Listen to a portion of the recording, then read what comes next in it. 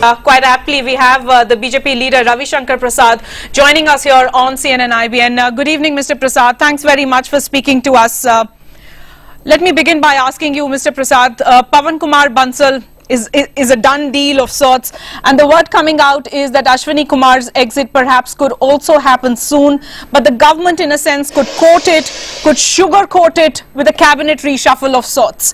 How would you see that?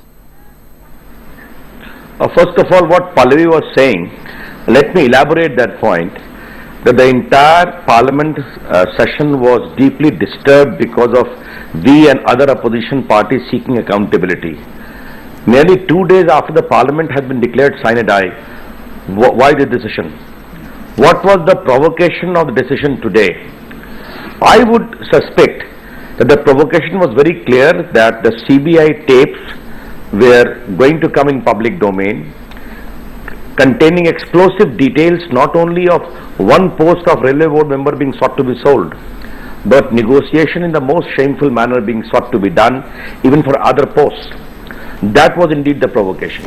But if they were serious for accountability, which they claim they are, then this ought to have been declared in the parliament itself, and maybe the session would have gone.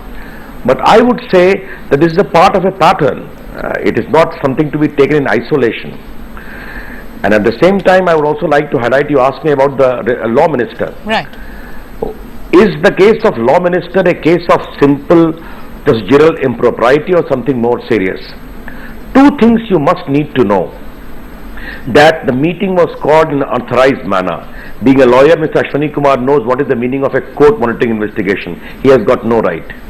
Second, which your channel has also highlighted, the CBI affidavit has indicated there was no minutes of any meeting with the law minister or with the joint secretary of PMO with CBI officials. So that you can deny something unheard of, that these high-level meetings attended by Attorney General also, there is no minutes of that. It was very evident the law minister was trying to save the Prime Minister and the PMO, because the coal gate directly leads to their door.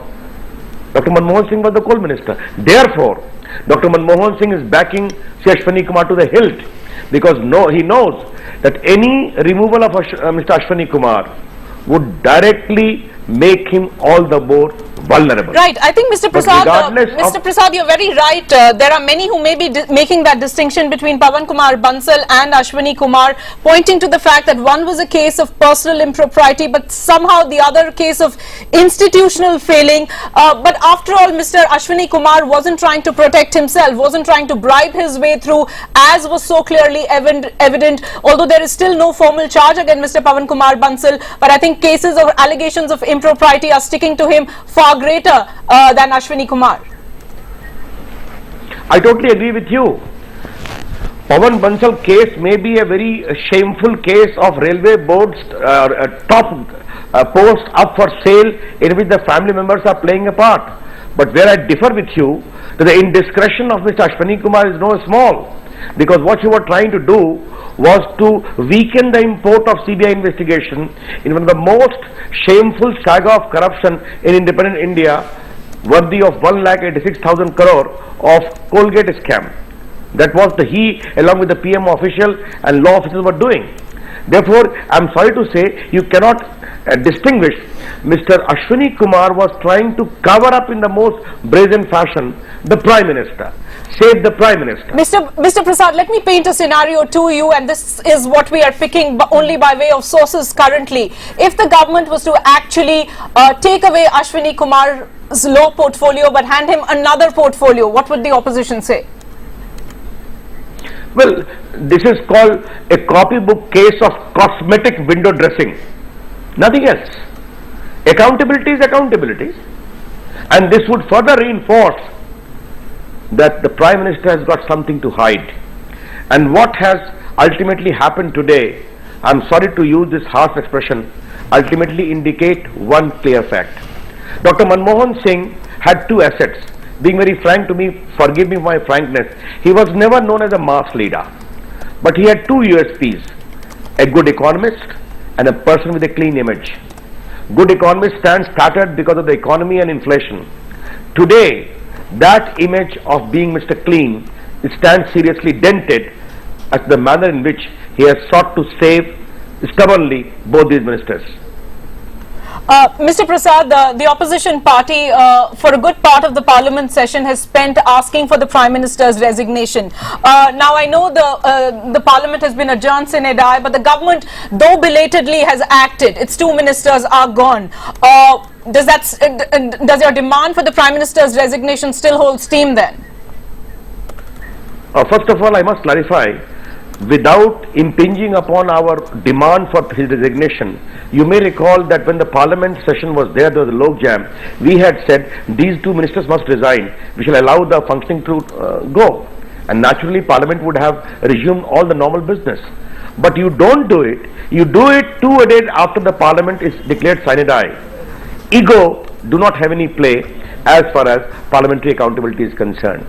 But the more the Prime Minister will try to save Ashwani Kumar, or the more he will try to cover the repeated series of corruption stains in his government, the more our demand for his resignation, seeking accountability, would get added weight and legitimacy. Mr. Prasad, I don't think there are too many in the Congress too who are very happy with the way things have gone. But as an opposition leader and a senior leader, do you believe, as far as the battle of perception is concerned, the government has completely lost that game? You know, it is very important, not only perception. In politics, you have to take tough call. And I'm sorry for giving that reference. A time came that we had to take a tough call in Karnataka. We had to sacrifice Mr. Yediyurappa. You did that rather belatedly too, Mr. Prasad. We knowing fully well that we will have to pay a very heavy price. The day Lokayuk report came, we removed him. We did not give him any post, he left the party. We have paid the price. But in politics, since you talked about perception, you have to take a tough call. And I'm sorry to say, why the call of Pawan Bansal could not have been taken 4 or 5 days ago. What was the provocation today? The provocation is which I said at the very outset. The CBI explosive tapes. Mr. Prasad, you've talked about how you are absolutely dissatisfied with the way the government has gone about this entire issue so far. In the event that they continue to seal the Prime Minister against any sort of taint from this entire scandal, how are you really going to push your fight forward at this stage? Because there's of course a real possibility of that cabinet reshuffle, perhaps some kind of solace coming out on Ashwani Kumar's question as well.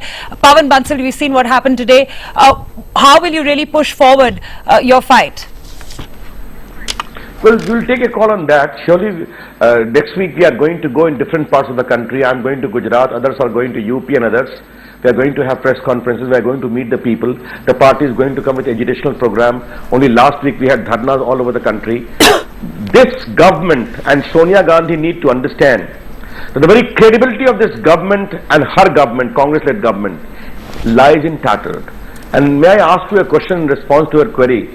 Is there any assurance that in the coming week or months there will not be any further scam? In fact, I can talk in a joking fashion. Pawan Bansal came as a bonus to us. We were only asking for the resignation of Mr. Ashwani Kumar. But in the session itself, the Pawan Bansal saga came about. Can we be assured that no further murky saga will come about? That is the reason as to why, under the leadership of Dr. Manmohan Singh and Srimati Sonia Gandhi, scam after scam is appearing and reappearing with alarming regularity. It is a symptom of malgovernance. Fair enough. I think the opposition has a heyday, Mr. Ravi Shankar Prasad, and I think we can't blame you for that one. The government, in a sense, has given it to you in a platter, but we appreciate you joining us here on 8 p.m. Prime.